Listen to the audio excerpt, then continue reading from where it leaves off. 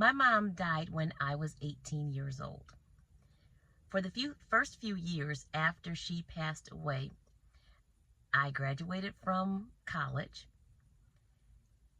I got my first full-time job as an analyst with the Illinois House of Representatives. In that position, I analyzed pending legislation, I reviewed policy issues, and I looked at budgetary implications. After that job, I then lived in Cuernavaca, Mexico for a summer. I wanted to practice my Spanish, so I did that before I went to law school. When I graduated from law school, I became a prosecutor for Cook County, Illinois. During those times, I had to make a lot of decisions, and I wish that I had my mom for her to give me her thoughts, her opinions about the things that I was doing. Were these the right decisions for me? Just the things that you'd want to talk to your mom or your dad about. I also wanted to share some of my thoughts about things with my sons as well. I have two boys, they're adults now. And part of that is knowing some stories that happened when you were younger.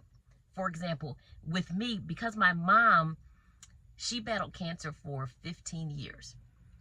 She was diagnosed when I was little. I was a toddler, maybe a little bit older than a toddler, maybe about 4 years old when she was diagnosed with cancer. So I don't have a lot of stories about things that I did or things that she thought was funny about just various experiences in life. I don't have a lot of that from her. Another reason why I'm doing these videos as well is because, and I've shared this in a couple of other videos, I can't remember my mom's voice. I can't remember her laugh. She passed away over 40 years ago. I wish I could remember those things about her. Her face I can remember. I have pictures of her, but I don't remember her sound. So here are a couple of stories that I'd like to share with you about my oldest, Joshua, and my youngest, Jeremiah. Now, the first story about Josh. Josh was probably about 2 when this happened.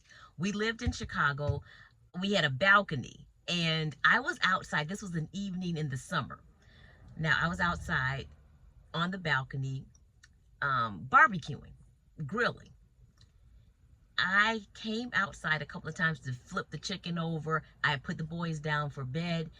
I'm thinking, I'm on the 2nd floor. You can't really see that much. It's pretty dark outside. So I had on just my night shirt on, because this was in the evening. It was a night shirt that was way too short to be out in public. But I'm thinking I'm just running out there to just flip the chicken over, So I go out, I do this a couple of times.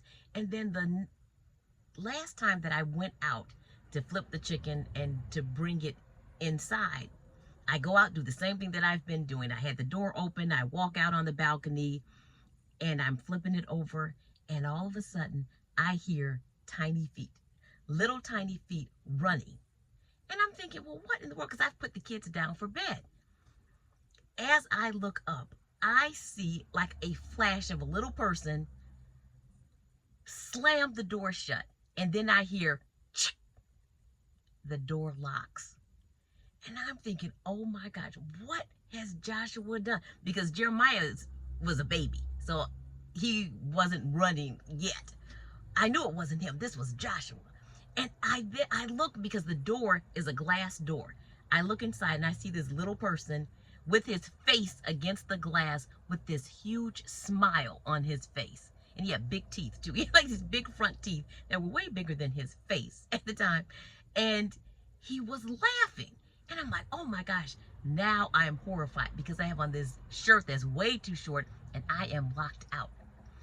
I go over to the door and I'm trying to remain calm because I'm thinking, okay, if he thinks you're upset, there's no way he's going to open that door. So I said, Josh, open the door for mommy. And this is what he did. Just like that, with these big teeth. And I just thought, oh my gosh, I am locked out on the balcony, inappropriately dressed. Josh, mommy needs you to open the door. No, he will not open it. Then he runs off. And I just thought, oh my gosh, what is he doing? So I'm knocking on the door, knocking on the door. A few minutes, he comes flying, running back with one of his toys. He was supposed to be in the bed. And I said, Josh, mommy needs you to open the door. And he's just standing there smiling at me. I am thinking now, what am I going to do? I am so embarrassed. How am I going to get help? And people are going to see me. And I said, okay, I did not give the kids, well, the baby wasn't eating any candy, but I didn't give Josh candy. But of course, he had some from other people. Now I'm thinking, what if I can convince him I have some candy? So I put my hand behind my back and I said, Josh, really friendly, Josh, would you like some candy? Mommy has some candy. And he I said, okay, mommy needs you to open the door. Super friendly. All of a sudden I hear the door is unlocked and I turn the knob and push the door open. And I am inside the house. And I looked at Josh and I said, Josh, it's not nice to lock mommy out of the house. And he said, okay, and ran off and jumped back in the bed. That's Josh. What a terrible, terrible experience. Jeremiah. Now, Jeremiah and Josh are 15 months apart. And Jeremiah is about 5 years old. And Jeremiah's 5, Josh is 6. At this point, Josh did not care for candy that much, particularly chocolate candy. Jeremiah loved candy, loved it. Well, I can't remember whether this was around Halloween. I just can't remember. But I had candy, including these chocolate bars, which they could not have unless I gave it to them. I'm walking by one time and I look in the bowl and there is a missing chocolate bar. And I'm like, okay, who ate this chocolate? Well, I called Joshua and Jeremiah, report to the kitchen. They come down and I said, okay, there is a missing chocolate bar. Who ate it? Josh says, Mommy, it wasn't me. I don't like chocolate. Now look at Jeremiah. Jeremiah, did you eat the chocolate? No. You didn't eat that chocolate? I know he ate the chocolate. No, Mommy, I didn't eat the chocolate. I ask him again, no. I send them both away because now I'm stewing about this, trying to figure out, okay, Jeremiah has to tell the truth. He can't, I don't want him to be a dishonest person. This is what I'm thinking. I have to figure out a way to get the truth out of him. All right, so I call him back downstairs. Jeremiah, Josh doesn't eat chocolate candy. I didn't eat the candy. I think you ate that candy bar. You have to tell the truth. Tell Mommy, did you eat the chocolate bar? No. Ugh, I know that's not true. So I said, okay, I asked him again and again. He is sticking to it. No, I didn't eat it. I didn't eat it. This is day one. So I send him to bed because I'm thinking I have to figure out a way because I felt uncomfortable just telling him he did it. And then you get in trouble. And what if I'm wrong? Day two. I go to work. Kids go to school. This is now the evening. We're back home. We've had dinner and all that. I said, Jeremiah, come here. He walks over. He's 5. He has these fat cheeks. These cute fat cheeks. I said, Jeremiah, did you eat the candy bar? No. I said, Jeremiah, you and I both know Josh does not eat chocolate candy. He didn't eat it. No, Mommy, I didn't eat it. Okay, now I'm getting a little disturbed about this.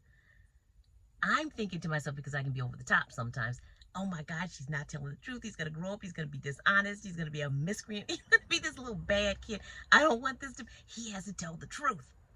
So Jeremiah, you have to tell the truth. Tell Mommy, did you eat the candy? No.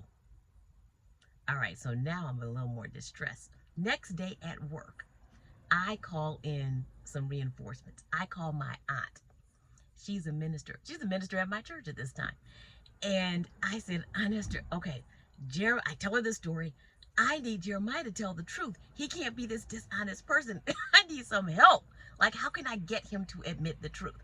So she tells me these Bible verses and tells me, okay, just tell him that, God wants you to be honest and you want to be a good person, and just explain to him how important that is. I feel like I have been doing those things, but okay, because now I've got these Bible verses, I'm going to go back and deal with Jeremiah. So this is now day 3. So that evening, it's the same thing. I've worked, they've gone to school, we've had dinner, and I said, Jeremiah, come here. This was in the dining room. I pull out the chair, I sit down. So now I'm thinking, okay, I'm just going to be even more loving. I pick him up, put him on my lap, and I say, Jeremiah, I need you to tell mommy the truth. Did you eat that candy bar? No. What? I know you ate the candy bar. Jeremiah. So I go through, I tell him the Bible verses. God wants you to tell the truth, and you want to be an honest person, because you don't want people to not be able to trust you. I'm just going through all of this. Jeremiah, you have to tell mommy the truth. Did you eat the candy bar? No. This is day 3. Well, now I'm just like, oh my gosh, what am I going to do with this kid? So I'm like, okay, I sent him to bed, and I'm just stewing over this. I mean, I'm at work stewing over this. I have got to get him to tell the truth. This is now day 4. So we go through this whole thing again. We get home from work and school, and there's dinner, homework's done. It's close to bedtime. I said, okay, Jeremiah, come down here. I assume my position. I sit in this chair in the dining room. Come over here, Jeremiah. He walks over. I pick him up, put him on my lap again. I said, Jeremiah, because now, and I'm like perturbed, like, you have got to tell the truth. I look at him, and he was so cute. He had these fat cheeks. I said, Jeremiah, I am going to call you down here every single day, because you have to tell the truth. And we're going to do this until you tell the truth. The truth. And then I thought, oh, you know what I'm going to do? I'm going to add a little bit more to this, because Josh and Jeremiah's grandparents, they loved their grandparents, and they never wanted their grandparents to be disappointed in them. That's my Aunt Esther, Grandma Esther, and Grandpa Jim. I said, Jeremiah, Grandma Esther and Grandpa Jim would be so sad if they knew you were not being honest. You love Grandma Esther and Grandpa Jim. You have to tell the truth so that I can tell them you told the truth. Jeremiah, did you take that candy bar? Finally, I was so happy.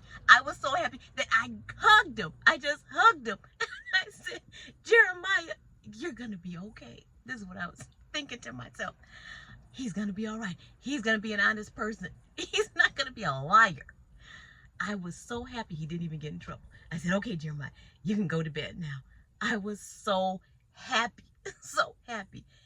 I knew he ate that candy bar, and so did he. And he told the truth.